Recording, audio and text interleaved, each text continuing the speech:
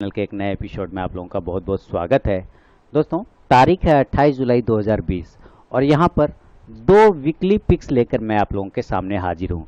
दो weekly pics और दोनों ही वीकली पिक्स यानी कि short term call. Weekly picks that means short term call, positional call जिसको मैं बोलता हूँ। दोनों ही कॉल एक ही सेक्टर से रिलेटेड है यानी रियल इस्टेट से। ठीक है, तो रियल इस्टेट का स्टॉक है, आपके सामने में दिख रहा है प्रेस्टीज का सबसे पहला स्टॉक है। हालांकि मैंने प्रेस्टीज को कल अपने लिस्ट में रखा था और मुझे कल रात में ही वीडियो बना के प्रोवाइड करना था, लेकिन नहीं कर पाया। लेकिन संजोग से ये एक लेवल ब्रेक कर चुका, लेकिन मैं अभी भी देख पा रहा हूँ तो इसमें बहुत गुंजाइश है आगे। इसके वजह से मैंने स्टॉक्स को फिर भी अपने लेवल पे रखा हुआ है। देखिए, स्टॉक्स के सिलेक्शन के रीजंस पहले हम लोग समझेंगे। इसका जो प्रेस्टीज स्टेट नाम है, इसका पूरा नाम क्या है? Prestige state. तो रियल इस्टेट का सेक्टर का है स्टॉक। अब यहाँ पर देखिए, स्टॉक्स ने एक गिरावट वाला मोमेंट, जो मार्केट जब गिरा था तो सारे स्टॉक्स गिरे, है ना। जनवरी से कंटिन्यू गिरता हुआ आया, लगभग 412 का स्टॉक जो है 140 पे आके रुक गया। अब यहाँ पे देखिए, ये जो 140 वाला लेवल है नीचे के साइड में लो पॉइंट में, वहाँ से फिर स्टॉक्स ने एक बाउंस भी दिखाया अपने आप को। लेकिन उसके पहले आपको ये ध्यान रखना कि एक इसने लो बनाया था गिरने के बाद, और वो लगभग 144 रुपए के आसपास या 140 भी बोल सकते, वहीं आया। स्टॉक यहाँ से बाउंस करके फिर ऊपर जाता है, लेकिन ऊपर जाने के क्रम में ये ज़्यादा सस्टेन नहीं कर पाता और फिर ये गिर जाता है। ठीक है, यहाँ से ऊपर गया, ये अप, ये डाउन आया, यहाँ से ऊपर गया, ऊपर जाने के बाद वो गिर जाता है नीचे की तरफ में एक ट्रेंड लाइन का रेजिस्टेंस लेते हुए, और एक ट्रेंड लाइन यानी प्राइस चैनल के अंदर ट्रेड करता हुआ। लेकिन उसने जो लो बनाया ना, एक चीज ये देखना पड़ेगा, उसने जो लो बनाया था उसने प्रीवियस लो के आसपास ही दूसरे लो को क्रिएट किया, यानी उस लो को उसने ब्रेक नहीं किया, वहीं से वो बाउंस किया। अब ये बाउंस किया तो एक अच्छा पैटर्न बनाते हुए ठीक इसी के अपोजिट पैटर्न में ये इस तरह से जाता है ऊपर की साइड में। आप देखिए, ध्यान से समझिए, ये ऊपर चला जाता है और यहीं से एक हाई लगाता है लगभग 240 रुपए का, और ये कुछ इस प्रकार का ये प्राइस चैनल में ये फंस के ट्रेड करता हुआ ऊपर जाता है। अब देखिए, ये प्राइस चैनल पहले डाउन वाला था, फिर अपर वाला गया और वहां से फिर ब्रेक डाउन करके नीचे आया। अब ये जो प्राइस चैनल वाला है नीचे का लेवल, इसको मैं हटा देता हूं, तो आप यहां से पाएंगे कि स्टॉक्स ने यहां से अब एक रेजिस्टेंस लिया था। देखिए ध्यान से, मेरा सिलेक्शन का रीजन, यहां से स्टॉक ने एक रेजिस्टेंस लिया था एक प्राइस चैनल को बना के, फिर से अब वापस इस प्राइस चैनल को मैं ऐड कर देता हूं, यानी प्राइस चैनल के अंदर price channel plus flag pattern. ठीक है, प्राइस चैनल के अंदर price channel plus flag pattern. तो ये फ्लैग पैटर्न मैंने कल ही इसको नजर पे रखा था अपने लिस्ट पर कि मुझे वीडियो बना के देना है, लेकिन मैं नहीं दे पाया समय की कमी की वजह से। तो स्टॉक ने आज ब्रेकआउट दिया अच्छे खासे लेवल पे।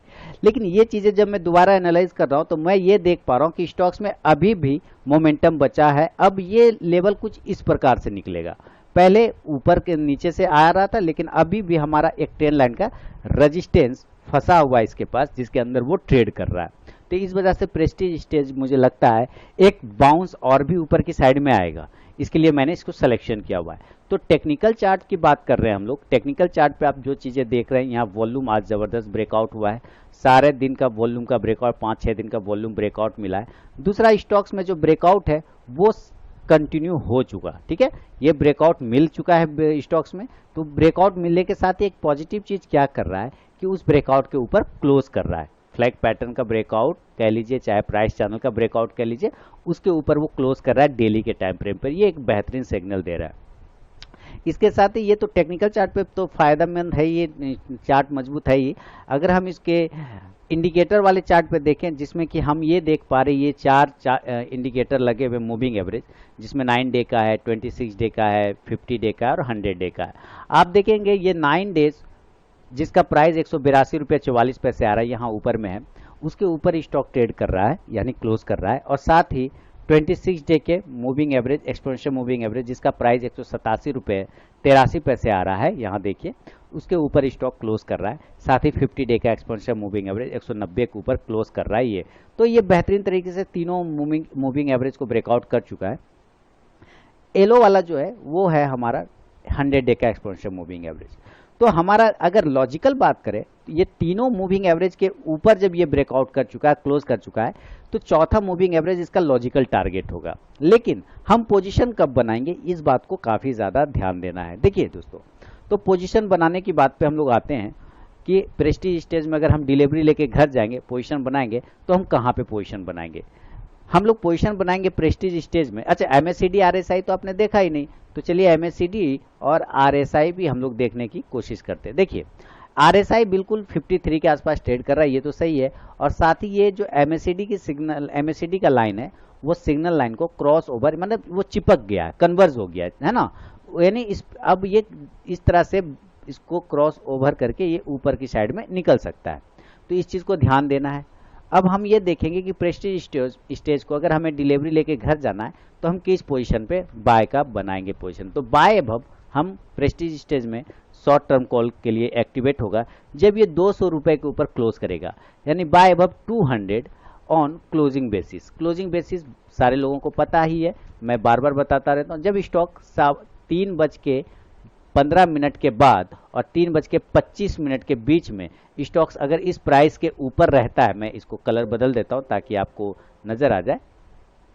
जब 3:15 after 3:15 PM and between 3:25 PM अगर स्टॉक्स इस प्राइस के पास में रहता है ट्रेड करता हुआ, तो हम इसको डिलीवरी लेके घर जाते हैं बाय अबव 200। एंड इस कंडीशन में जो हमारा स्टॉप लॉस बनेगा दोस्तों प्रेस्टीज स्टेज में, वो हमारा स्टॉप लॉस मैं यहाँ पे लिख देता हूँ। स्टॉप लॉस हो जाएगा 190 का।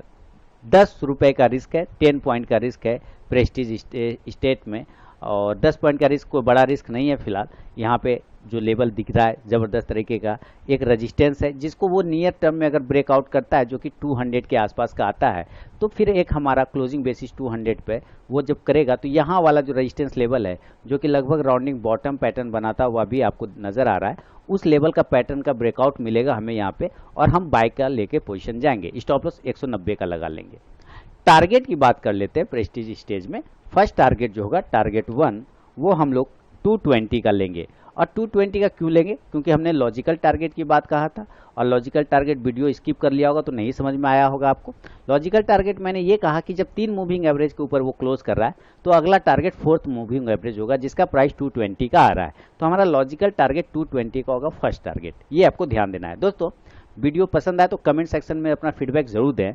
अब काफ़ी मेहनत से स्टॉक ढूंढ के लेकर आता हूँ आप लोगों के लिए मैं। तो 220 का टारगेट आपके लिए अवेलेबल होगा first target, and second target भी हमारे पास है इस स्टॉक्स में। जो सेकेंड टारगेट होगा यानी टारगेट 2, वो होगा हमारा 240 यानी 240 रुपए का। तो ये एक प्रेस्टीज स्टॉक है, यानी रियल इंफ्रास्ट्रक्चर का है, रियल एस्टेट का स्टॉक है प्रेस्टीज। और पोजीशन बनाएंगे 200 के ऊपर क्लोजिंग बेसिस पे। टारगेट पहला 220 का होगा, दूसरा टारगेट 240 का होगा, और स्टॉप लॉस 190 का लगाएंगे। ये पहला स्टॉक है प्रेस्टीज स्टेट। मैंने आपको कहा कि एक और स्टॉक है, वो भी रियल एस्टेट से ही बिलोंग करता है, और उसका नाम है, छोटा ही स्टॉक है, डीएलएफ। मैंने पहले भी डीएलएफ रिकमेंड किया था आप लोगों को, टारगेट डन हो चुका था पहले भी डीएलएफ में, लेकिन फिर से डीएलएफ मुझे दिख रहा है एक ट्रेंड लाइन का रेजिस्टेंस लेता हुआ, और साथ ही एक प्राइस चैनल भी है इसके पास। इतना ही नहीं बल्कि ऊपर से भी एक ट्रेंड लाइन का इसको काफ़ी अच्छा खासा रेजिस्टेंस लेवल है। तो वो लेवल के पास भी स्टॉक अगर पहुंचने की कोशिश करेगा तो आपको बहुत ही बेहतरीन मुनाफा मिल सकता है डीएलएफ में। डेली का चार्ट है डीएलएफ, और डीएलएफ देख रहे हैं कि मैं चेक जब कर रहा था तो डीएलएफ एक राउंडिंग टॉप पैटर्न का ब्रेकआउट मिलता हुआ डीएलएफ मुझे यहाँ दिखा रहा है, सिग्नल दे रहा है। हालांकि अभी पूरी तरह ब्रेकआउट नहीं हुआ है, लेकिन उस रास्ते पे वो आगे बढ़ चुका है, और ये हमारा सपोर्ट बनाते हुए स्टॉक इसको ब्रेकआउट की तैयारी कर रहा है। ये चीज़ें आपको यहाँ से नज़र आ रहा है। अब इसी को हम आगे बढ़ाते हैं तो पता चलता है हमारा यही प्राइस एक इम्पॉर्टेंट सपोर्ट है, जहाँ से स्टॉक ने पिछले बार भी इस ट्रेंड लाइन का सपोर्ट लेके ऊपर की तरफ भागा था, ऊपर की तरफ गया था। अब उसी प्राइस के पास स्टॉक फिर से बाउंस करने की कोशिश कर रहा है। तो ये चीज़ें आपको समझना होगा, टेक्निकल टर्म्स को समझना होगा, और ये कब समझेंगे आप? जब बिना वीडियो स्किप करके आप देखते हैं, तभी आपको समझ में आता है। अब स्टॉक्स बार बार एक फ्लैग, छोटा फ्लैग बनाता है, फिर बड़ा फ्लैग बनाता है, फिर राउंडिंग टॉप बनाता है, फिर बॉटम बनाता है, और उस हिसाब से ये ब्रेकआउट की तैयारी कर रहा है। तो डेली के चार्ट पे डीएलएफ बहुत मजबूत है, स्ट्रॉन्ग दिखा रहा है।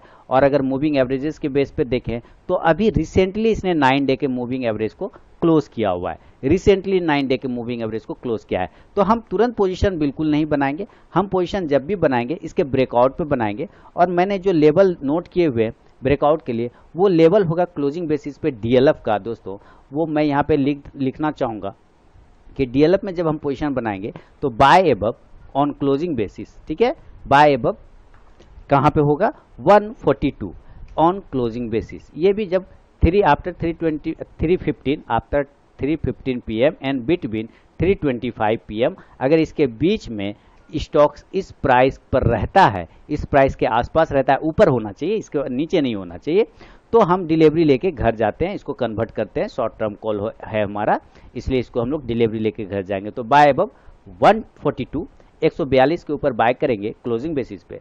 और इस कंडीशन में जो डीएलएफ का हमारा स्टॉप लॉस बनेगा वो मैं यहाँ पे आपको मेंटेन कर देता हूँ।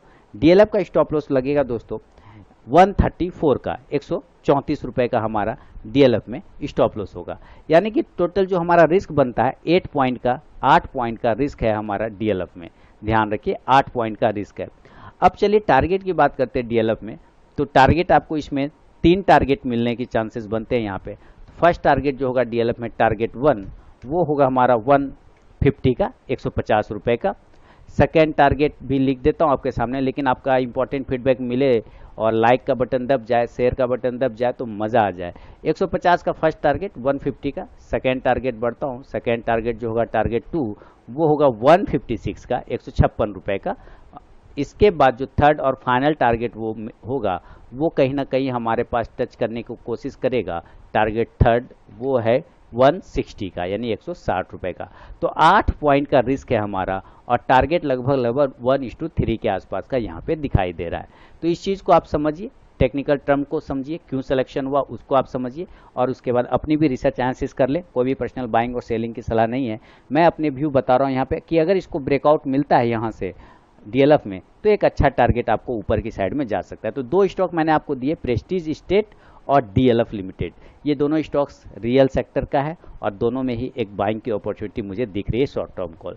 उम्मीद करता हूँ मेरी एनालिसिस, मेरा वीडियो पसंद आएगा। लाइक कीजिए, कमेंट कीजिए, शेयर कीजिए, फीडबैक दीजिए और मिलता हूँ इसी तरह नेक्स्ट वीडियो में एक नए स्टॉक के साथ, नए वीडियो के साथ। तब तक के लिए बहुत बहुत धन्यवाद।